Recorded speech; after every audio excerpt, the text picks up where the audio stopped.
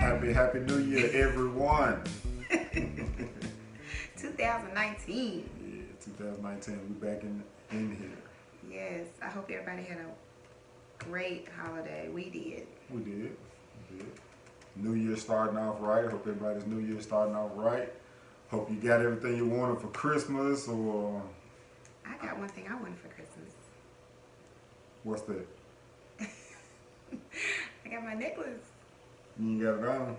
Well, because I got my turtleneck and my big hoops on. That's fine. Okay. But I wear it every day. You do? Yes. My piece. Shout out to Ivy by David. Yeah, he sent us a nice note too. Appreciate that note, man. That was a nice. Yeah, thank you. And I wear cool. I wear my necklace called Home every day. She really enjoyed it. She really enjoys it. You have some good stuff. He has some great stuff. Check him out. Great prices, good customer service. You can't beat that. And your beard is looking quite nice. It is, huh? It is. Because you've been using your King Status product. I have. once we move along a little bit, I'm gonna touch on what somebody said recently about me. I'm wearing new hair today. I'm sorry, make a job. That's fine. But I'm wearing new hair. I'm wearing my own hair. Yeah, I like that. Thank you. I've been getting some good nice and natural feedback from my hair. I said I'm gonna wear my natural hair more often this year. I could do that. I think I could whip that up for you though. I can show you so I don't have to do it myself sometimes. So you can make sure my back's right. Right on. But yeah, so this year I'm wearing my natural hair more. Okay. Hopefully it won't interfere with my workout. I did work out with this hair and it worked out. It did? It didn't sweat it out? No. Okay. Well, that's good. No, maybe because it's already, natural. It got a little I sweated around my edges and stuff. You got some bounce to it. Is that it? It's some spongy. body. It's got some body and some bounce. Spongy. Alright.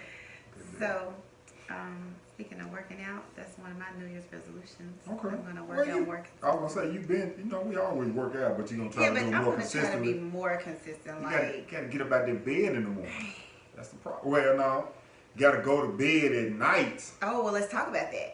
Why is it hard for me to go to bed at night? Because you're married to a night owl. Who else has that problem? I can't go to sleep if he's not at home and settled, and so I'm up, and then I'm expected to get, and then he can get up at 5 o'clock in the morning after he gets home. Like he never sleeps. I don't get it, and I need my 8 hours. Man, if I get 8 hours of sleep, But I'm gonna try to go to bed earlier. That's one of my New Year's resolutions. Work out more consistently, but first and foremost, go to bed earlier. Well, they do. I read some just yesterday. They were talking about how important sleep is, and sleep deprivation leads to crankiness and just like all types of might be memory loss or focus or concentration. So and they say successful people. Right. Yeah, and they say successful people get their sleep. Yeah, you got to get your rest. You got to get your rest so you can be your best. Oh Lord. I'm gonna put that on a shirt. No. So I think I'm gonna that's one of them for me. Okay. Rest. All right. Exercise more and be more scheduled. Like more scheduled? Well, I mean, I know I run on schedule, but I think I need to focus more on planning out my days, my weeks, my months. Yeah. So that I can get more accomplished. Yeah. So really get better or practice more in planning my days out, so I can try to accomplish more throughout my day. Like if I get up early, I can do something more in the morning. Like maybe work on my website or work on social media or content and stuff like that, and then I can prepare for my day or whatever. We gonna I think just I was listening to another podcast or show the other day, and it was a guy talking about he plans his days down like to 10 to 10-minute intervals the whole day. So he got like the whole thing structured out, and I think that might be a little extreme, a little extra, but at least about an hour. Yeah, I would say about an hour. At least about an hour, Because and then that helps to that helps you to manage your time and say, okay, this is what I'm gonna do, and if somebody comes along and they trying to throw you off track, you go like, nah, I'm already set for this 15 minutes. I gotta knock this out. I can't be playing with you. I can't be looking at these silly videos you sending me. Oh. Right. I got stuff to do. Right. Exactly. try to act like I just send you videos all day long. All day long. On my downtime, I send him videos. Like at night when I'm waiting on him to get home, I send him funny IG videos. Yeah, they funny. They alright. They are funny. They alright. Okay. So New Year's resolutions. So that's yours. All of yours. You got another one? Any more? And to focus on building wealth. Mm-hmm. Yeah. Well, that's always that's a joint. That's always. Yeah. That we ain't waiting on the New Year for that. We always trying to get that. Yeah, that's true. Get that happening. Okay. So I'm excited about my New Year's. Good deal. Okay. Well, yeah, I don't have any. I don't really have any New Year's resolutions. Just kind of, continuing, to build and stay focused and growth and all of those things. So it's just a continuation. It's not a new resolution. We're just continuing to keep it going. And I guess a new one would be we're just gonna do it bigger, do it bigger and better. That's it. Do it bigger and better. So that's my resolution. And speaking of growth, I think we did a lot of growing in 2018. We did. You did. We did. We did. No, we did for real. I mean, just from our of course our relationship, personal lives, but then our other endeavors with businesses, things like that, and other stuff we got going, and big things coming in the new year, and so I'm excited about it. Yeah. We didn't.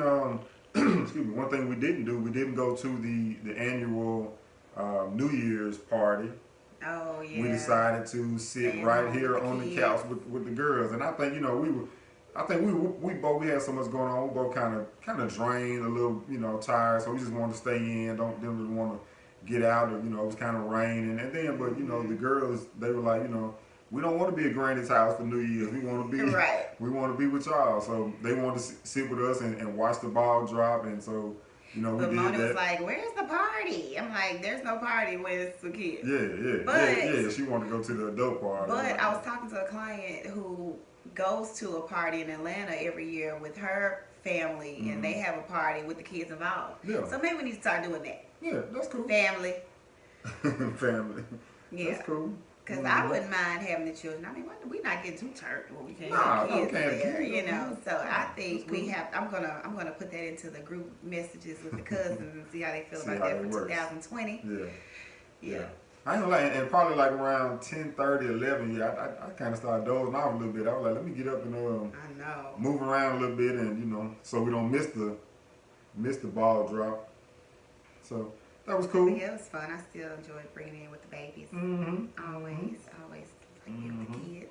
And so, of course, we're gonna keep our episode, the way we normally do it. But we got some a big topic we're gonna talk about today. And I think we kind of talked about it. We touched on it last episode when we were talking about who is the real king of R&B. I'm so glad we talking about this because y'all know how I feel about right. And so I R. Kelly. Right, and how I felt about it. Oh, it's changed. I think since this new documentary or show or whatever has come out, it's definitely kind of put it in some different perspective. Yeah, we set up all late trying because it was like it's like you couldn't stop watching. Right. It was just so devastating. It just kept coming. I was like, all right, it's like, is it real? It's about 3 o'clock. All right, we gotta go and go to bed now. Yeah, it was a lot. But before we get into R. Kelly, do you have anything to share with the people? Oh, okay. So I guess because it's gonna be a while. Yeah, we're gonna get right into it.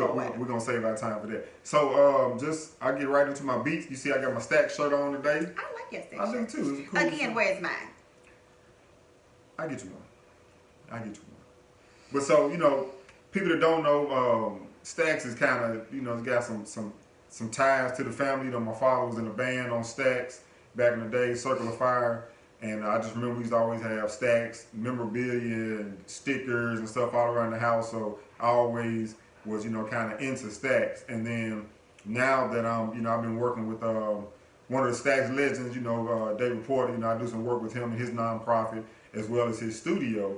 And so Made in Memphis Entertainment. And so I just felt it appropriate to rep the Stack shirt. And I feel it's appropriate to wear black to match. I know we didn't really plan that, but that's how we are. We got that chemistry. You know what I'm saying? We got that chemistry. And so speaking of that, you mentioned my beard.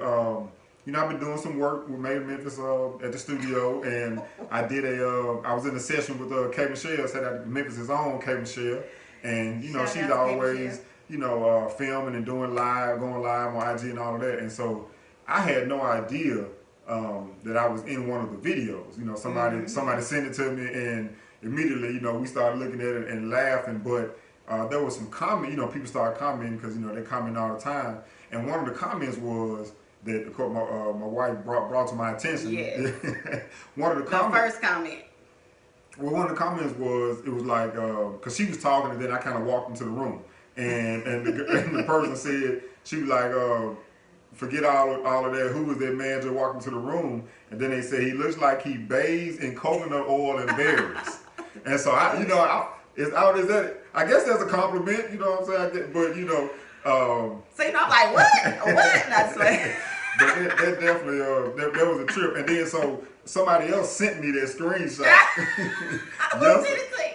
Renice, she sent me the screenshot. Shout out to Rennie. She sent me that screenshot, and I was like, yeah, I saw that. That had me rolling. So I appreciate that. I take that as a compliment. If I look like I bathe in coconut oil and berries. I tell people all the time, they say, what you put in your house? I say, just juices and berries, So I definitely I received that. Like the berries. Right. Yeah, I received that. Right. Yeah, we received that.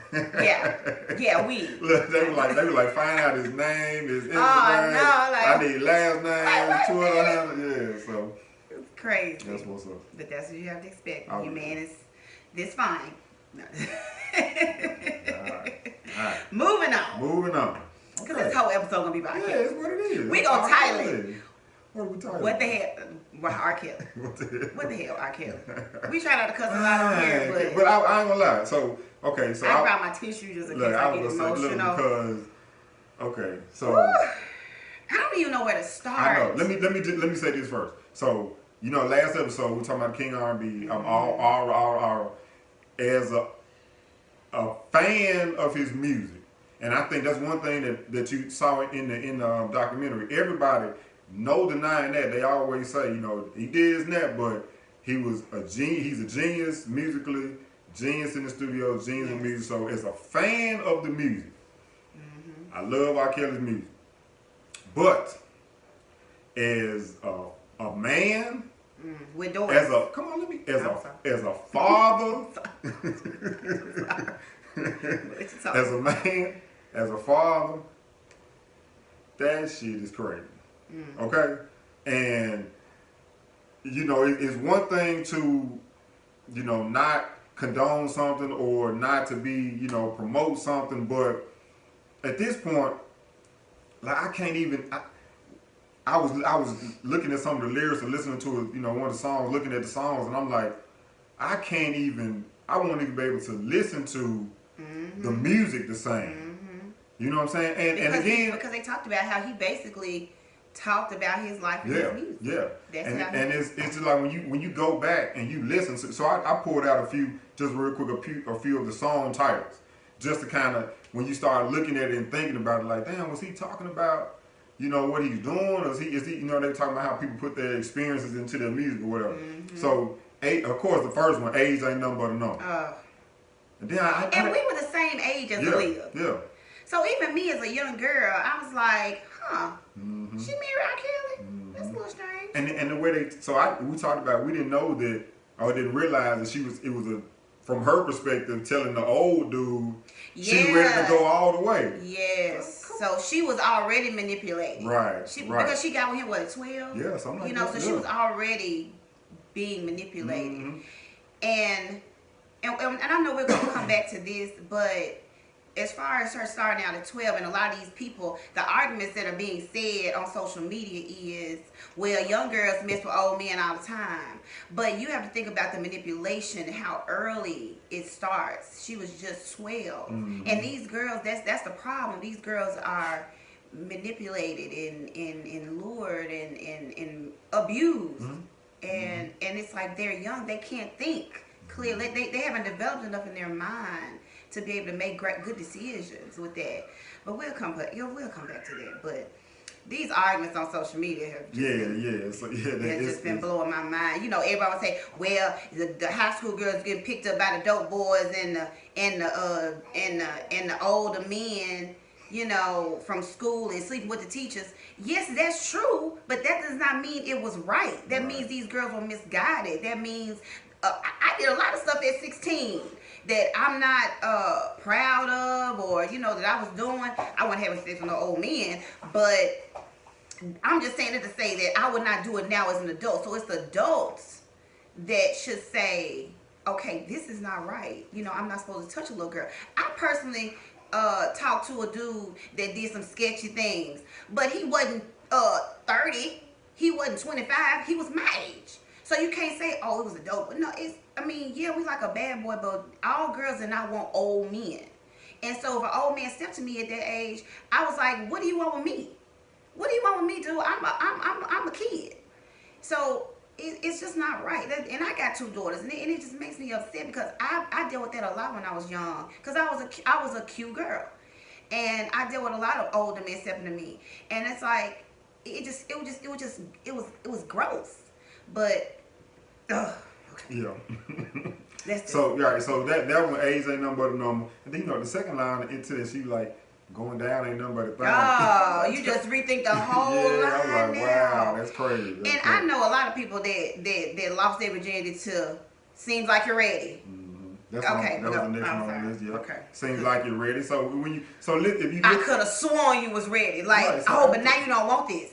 Right. After, you know, so when you look at, you know, all the you know, accusations and everything now, and then you look at that title, Seems Like You're Ready. It's like, he was telling us. So then you had, of course, now Bump and Grind. Now, you know, that song, you know, it's talking about Bump and Grind, but the first line is what? My mind is telling me no, but my body is telling me yes. He basically I'm told y'all, because we were kids, so, but he told y'all adults what he was doing. Yeah. And y'all let it go on. Right. Then, of course, he had keep it on the down low. You know, nobody has to know. Like I hadn't even thought about all these. And then, of course, you know, that crazy Trapped in the Closet. Like that was just, he just had so much crazy stuff going on. And when you look at it now, and, you know, looking after seeing that documentary and hearing everybody's stories, we didn't even finish. And so hearing their stories and things that happened and all that, it's like, man, it's really sad. And, you know, as a man, as a father, as a music lover, I love the music, but now this tarnishes and affects the way that I perceive him and the music, and even when I'm listening to it, I can't even enjoy it, because now my mind is like, okay. So now he feels like me, because I was the same way. Because like I said, because he is a genius. He is a musical genius. So when I hear the song, you can't help but move, you know? But then in my mind, I'm like, oh, but he's a freaking dirty pedophile. Right, and so, you know, because, okay, so let's just be clear. We saw the tape. We saw it. Everybody saw it. Because some people haven't seen it. No, everybody's seen it. No, I'm just saying, some people have not seen it because they didn't get a chance to see it, but we saw the tape. It was him. It was sick. And then they even brought out some things that we didn't even realize was going on in the tape. I don't even want to repeat it. But to a child, and she looked like a child. Yeah, I remember. And so my confusion was, even if she did say it wasn't him, it was still clear as day that this was child pornography, which was a charge he had against him. So I'm still trying to understand how he got off.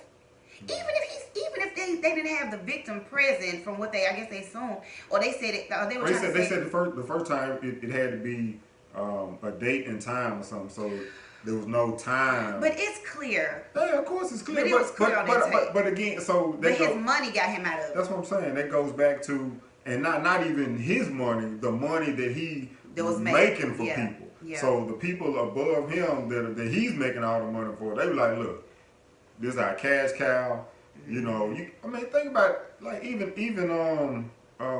You Are Not Alone with Michael Jackson. Like I forgot that he wrote that. Like he has written and wrote it about a girl, one of the girls that he got pregnant, that she lost the baby or got the abortion. Yeah. So it's like, yeah, he has a lot of he had a lot of success from his music. So these powerful people, they were like, you know, we can't lose him. So yeah, and even when Sparkle was talking about, you know, the family members didn't testify, or the family members, I think her brother, it was still played on like numerous albums money. and stuff. It's about money. But it's to me it's scary because we got two daughters. How people with money can get away with a lot. Because they can just pay people off. And that's such a scary thing.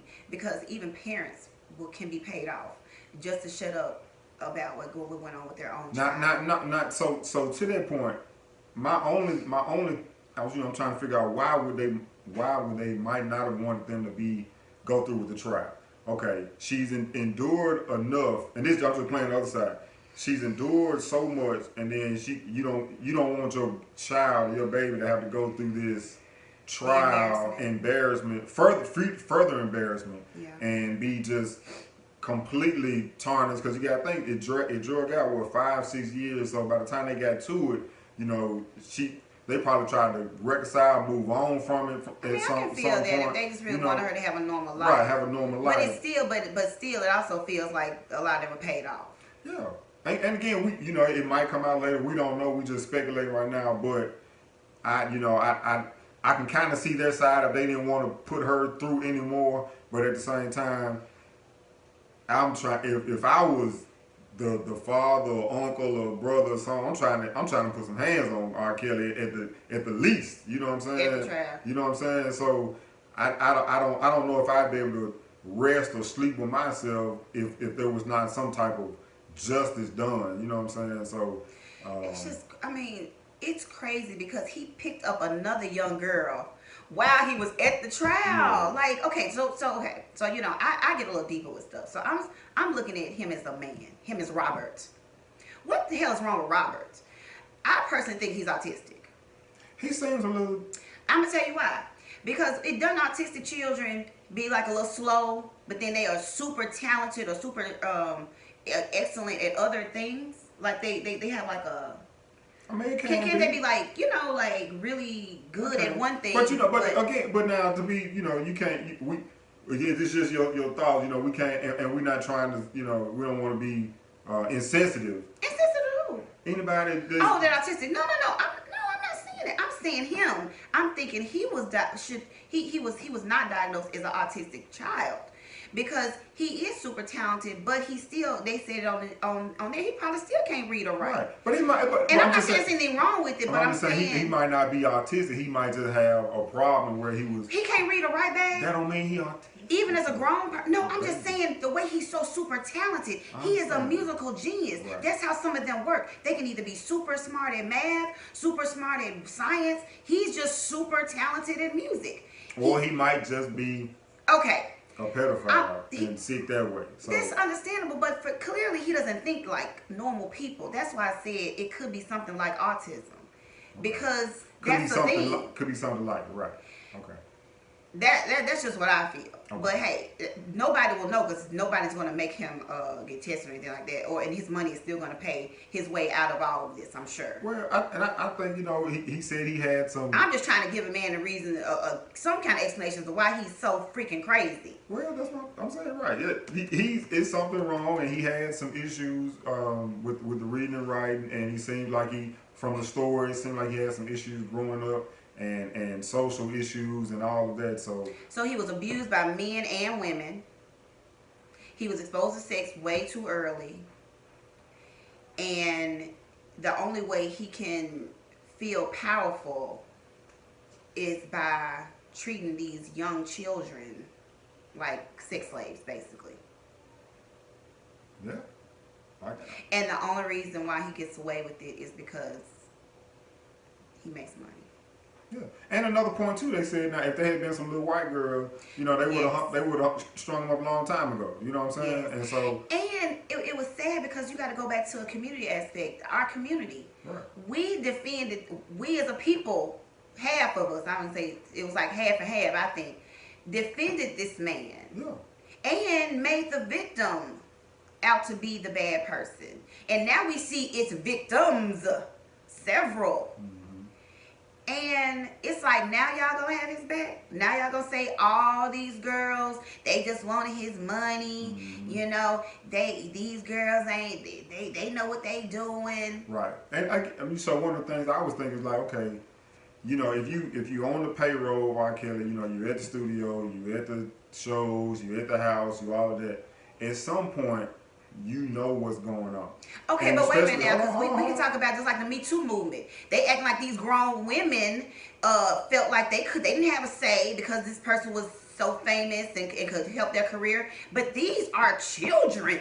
Right. So you can't say that. No, the point I'm making is you got all these people that know what's going on. Where are the adults that are supposed to step in with morals and a conscience and with kids of their own and all it is to say, okay, that's not cool, that's not right, this shouldn't be going on. Yeah. Where are the men? I'd be damned if I'm gonna be as a man, I'm gonna be around somebody, another man, and they picking up little girls and sleeping with little girls and messing with little girls.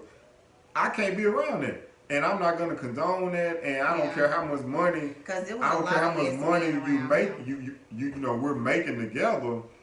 I don't want to be around it. There's no money that can make me lower my standards and my morals and my beliefs and say that's cool and let that go on. But just like his wife said, who was also a slave and within her own home,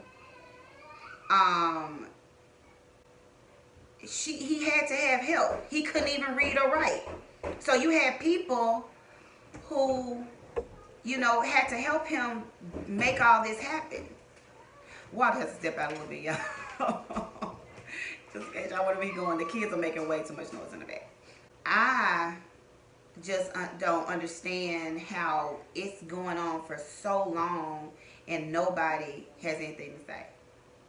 I'm gonna wait on Walter to come back, but that's just how I feel. But I do think it's because it's young black girls. I think somebody did say that on the documentary that if it was young white girls, this would not be happening. But I think because it's our young black girls, you know, it doesn't really ruffle a lot of feathers. And it's sad, being that we're raising two young black girls. Did you get them under control? This is how we try to record, y'all, without the kids being at home. Some real life beauty, beast, and balance right there. Yeah, you're right. It's real. This ain't fake. Fake. This for real. All right.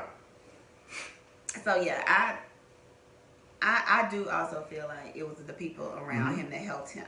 You know, for years. Even think about, they said it was a bed. It's a bed in the middle of his studio. I'm sure it's still a bed in the middle of his studio. And people came in and out of that studio recording and whatnot. And nobody said anything like, this is not weird. And then everybody saw these young girls in his studio. And nobody said anything. Right. I mean, you know, hanging out at the high school, and you're a major recording artist, a national recording artist, a celebrity, a star, and you can have any women in the world. And you hanging out at the high school? And let me point this out too, because we were talking about people that helped him. You know who let this be my vent. You know who I'm mad at? Aaliyah's mama. Aaliyah's mama. Because how dare you get on any platform and say you're upset about the documentary and it's all lies. Girl, they got a marriage license. Come on. You still protecting him, and your baby is passed on, and you still not protecting her. That's crazy. I mean, not just her mama. All of the young girls that their mothers were allowing them to go to his house or be there for days at a time, or travel to Chicago, or just all of these unsupervised. Kids. One girl was like, "Mama, she knew I was gonna go anyway." You 17, who buying your ticket? Right. Yeah, it was really it's really disturbing. It's really disturbing, of course, we've heard a little bit about it, we've seen a little bit about it, but until you see those first-hand accounts and hear their stories and those tears. Yeah. Those tears, that emotion, like these girls are hurt. Even the wife, she said she can't even talk about the darkness that she experienced with this devil. Yeah, I can. Because he's now the devil. I can only imagine.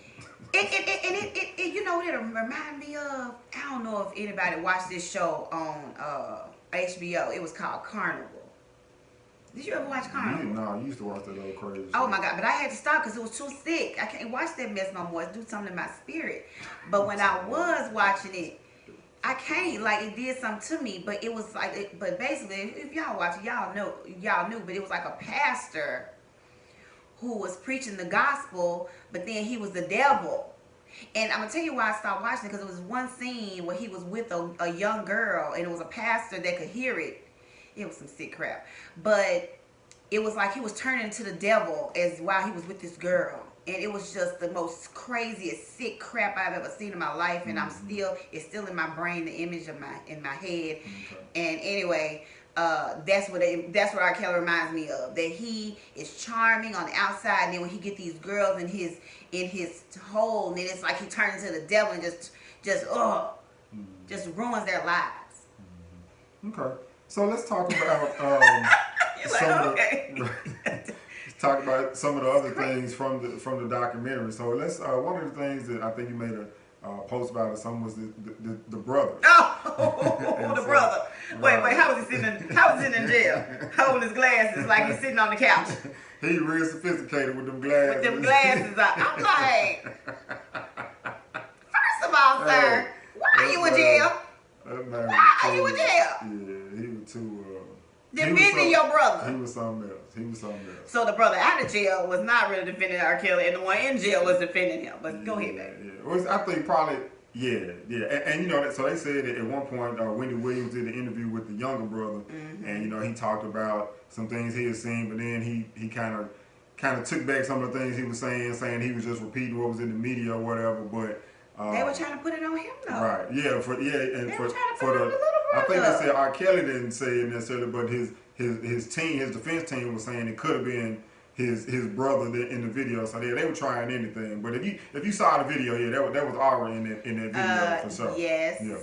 But one of the things, you know, you said how the big brother was sitting there chilling in jail, and we were like, you know, what did he do to even get in jail? So you know, how credible is his account of the story?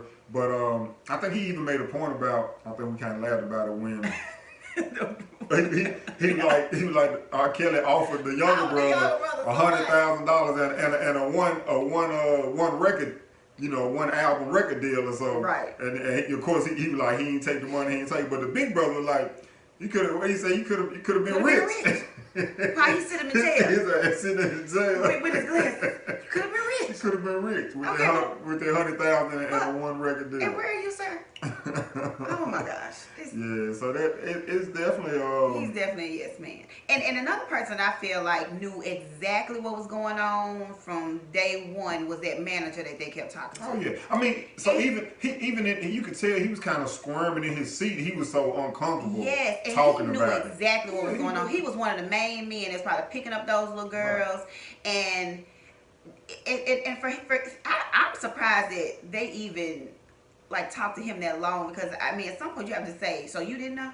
You know, it's like he worked it well though, where he kind of implied he might, but he knew exactly what was going on. He knew what was going on with Aaliyah. Everybody knew. Everybody knew. And that girl, the main girl, that backup dancer or something, singer. Yeah, she might have been. I don't know. But she clearly has seen a lot, because she was very emotional. She's a little extra, but no, I think she's just emotional. I know some of y'all. She's a little extra. She just seen a lot. Bless her heart. But just all the people that were around that situation, you know, they say some of the blood is on your hands as well, on their hands. You know, it should have been more done to kind of to make sure stuff like that's not going on. You can't change people, or you can't govern their personal lives, what they do. But when it starts affecting, you know, minors and kids and stuff like that, and if it's a continual pattern, it'd be different if it was, you know, it's still not right, but it'd be different if it was a one-time thing, and then okay, we address that, and that's not gonna happen anymore. But if it's constantly going on for years and years and years, something is wrong. Something should have been done. Something needs to be done. I applaud John Legend for getting on there and baby, what John Legend saying I don't give saying what he had to say. I don't give a damn what they say about me. And he is wrong, and that's right, John Legend, because he got a daughter too. Yeah. I mean, and they were saying a lot of other celebrities and people just don't want to touch it. And I can understand from their part, like I said, and they not condoning what he did. Is he ever gonna make any more money? Not condoning what he did. Yeah, he gonna make some money. Not condoning what he did. I don't think that. I don't think he'll make some money after this. He gonna make money from what he's been doing, but I don't think people gonna work with him after this. I'm saying, well, ain't nobody working with him now. I'm saying no artist work with him. Everything he does is on his own. But what I was saying about the artists, they don't condone. I don't think they definitely don't condone what he's doing. But it's like it's not even worth their career getting involved with it and trying to speak out about it or be in this documentary or whatever. So I can understand why they were like, nah, I don't want to be a part of it. I don't want to say anything. But again, kudos to John Legend for doing that. If he felt convicted to be a part of it and speak on it. And I do want to say this because it was addressed in the documentary as well. We're not saying R. Kelly's the only one. We're not saying it's part of the culture. Right. It's part of the culture for these people, whether it's rappers or I mean, they said all them rock and roll people. Rock and roll, white, black. It is part of the culture where young girls are always around these artists. My problem with R. Kelly, I probably wouldn't have been okay if it was just 17 and older. Because 17, maybe they turn 18 next month, maybe I can deal with that. But these girls are 12, 13, 14. Not even developed. Even developed. You gotta be a sick person to look at that little baby and do. And how they be sitting like they don't know what they're doing. They're just sitting there waiting. You know how them girls be looking out. Just like the dude said, you can tell they're young because they don't even know how to sit right. They're just sitting there like waiting because they were babies. It's like. And then so all the points about the being locked in the rooms and not being being can't look at each other. They trying to set up ways to meet. Yeah, I like that's. You gotta call them daddy. Yeah, that's some crazy. I don't know if I call you daddy no more. That's crazy stuff, huh? I don't know if I call you daddy no more. Well, we're not gonna let R. Kelly affect what we got going on. I gotta let me tell you something, y'all. After we saw that video, way back when, we were like 19, 20. Somewhere there. Forced and tricked into watching child pornography. Let's just say that, and it devastated me. I didn't want Walter. I think we were like 20, 21. Yeah. I didn't even want Walter to touch me for a couple of days, y'all. Like I was just distraught. If you saw it, if you weren't affected that way, there's something wrong with you. Because I couldn't. I was. I still see the image. Today, and I'm almost 40. I'm mad that Walter wasn't affected by what I was. Maybe because I'm a black woman, a girl. I mean, it was. And I ain't never let nobody take advantage of me. So maybe that's why I'm It was some grown women in the videos. It was, but I don't even remember them. Right. I just remember the scene where they called his name and he was like, yeah, that's the only part I remember, the grown women and what he was doing. That's the only part I remember. What stuck with me is that baby. Yeah, we laugh. People laugh about it. Like they said, it's a pop culture thing now. When you talk about R. Kelly, you talk about the peeing on somebody, but and we showed. That's what I'm saying. But we showed. That's what I'm saying. But we laughed about it at the time. Everybody think about it. Everybody laughed at Honor or something. That's what I'm saying. I mean, I'm just saying. No. I'm just saying. But we laughed at the Dave Chappelle thing. We laughed at all of that. So all of those, and again, now it's a joke when you talk about. Peeing on somebody or something like that. It's you can't even how to say it. You can't even how to get it out. You can't even get it out. That's why it's so sick.